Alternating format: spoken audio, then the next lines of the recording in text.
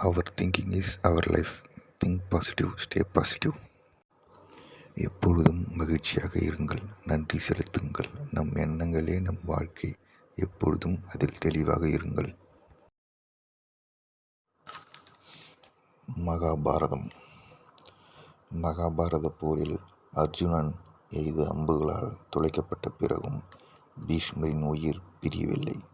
இதற்கு காரணம், தான் விரும்பிய நேரத்தில் மரணத்தை எதிர்கொள்ளும் வரத்தை பெற்றிருந்தார். உத்தராயண புண்ணிய காலத்தில் உயிர் பிரிந்தால் அந்த உயிர் பயணம் செய்ய ஒளி துணை நிற்கும். அதற்காக உடம்பில் தைக்கப்பட்ட அம்புகளுடன் தை மாதம் வரும் வரை காத்திருந்தார்.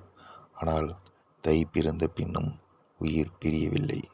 வரத்தின்படி நடக்காதது ஏன் என பீஷ்மர் குழம்பினார்.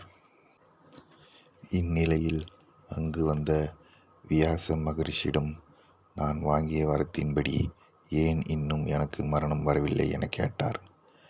பிறருக்கு தீமை செய்யாமல் இருப்பது எப்படி புண்ணியமோ, அதுபோல பிறருக்கு அநீதி இழைக்கப்படும் போது அதை தடுக்காவிட்டாலும் பாவம் சேரும். அதையே தாங்கள் இப்போது அனுபவிக்கிறீர்கள் என்றார் வியாசர்.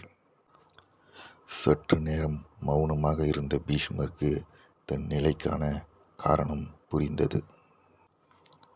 சபையில் திரௌபதியின் புடவையை துச்சாதனன் இழுத்தபோது யாரும் தடுக்கவில்லை. அப்போது அங்கிருந்த பீஷ்மர் உள்ளிட்ட அனைவரையும் பார்த்து தன்னை காக்கும்படி வேண்டினாள் திரௌபதி. ஆனால் தாங்கள் செய்து கொடுத்த சத்தியத்தின்படி அதர்மத்தை வேடிக்கை பார்த்தனர். இதை நினைவு கூர்ந்ததும் பீஷ்மரின் கண்களில் கண்ணீர் வழிந்தோடியது. தவறுதான், அன்று நான் செயல்படாமல் இருந்ததை நினைத்தால் மனம் கூசுகிறது. வியாசரே, நான் செய்த தவறுக்கு பிராயச்சித்தம் என்ன செய்ய வேண்டும் என கேட்டார்.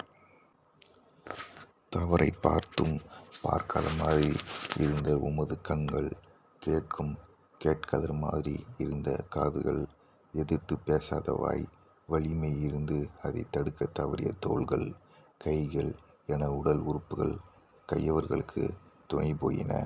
அவை தண்டனை பெற்றாக வேண்டும் என்றார் வியாசர். தன் கையில் வைத்திருந்த இயற்கை இலைகளை அவரின் உடல் முழுவதும் அடுக்கினார் வியாசர். அவரிடம், இயற்கை இலைகள் சூரியனின் சக்தியை கொண்டவை, இவை உமது பாவங்களை போக்கும் என்றார். அதன்படியே பீஷ்மரின் பாவங்களை இயற்கை இலைகள் போக்க அவர் விரும்பியபடி மரணம் உண்டானது. ரத சப்தமிக்கு மறுநாளான அஷ்டமி என்று உயிர் பிரிந்தது. இந்நாள் பீஷ்மாஷ்டமி எனப்படுகிறது. தர்மர் வருத்தத்துடன், பீஷ்மர் பிரம்மச்சாரி என்பதால் அவருக்கு யார் பிதுர்க்கடன் செய்வது என கேட்டார். கவலை வேண்டாம், ஒழுக்கம் தவறாத உத்தம துறவியான அவருக்கு பிதுர்க்கடன் செய்ய தேவையில்லை.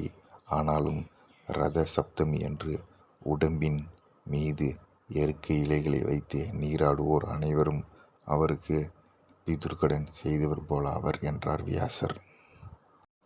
அவர் thinking is our life. Think positive, stay positive. எப்பொழுதும் மகிழ்ச்சியாக இருங்கள், நன்றி செலுத்துங்கள். நம் எண்ணங்களே நம் வாழ்க்கை. எப்பொழுதும் அதில் தெளிவாக இருங்கள். நன்றி. வாழ்க நலமுடன் வளமுடன்.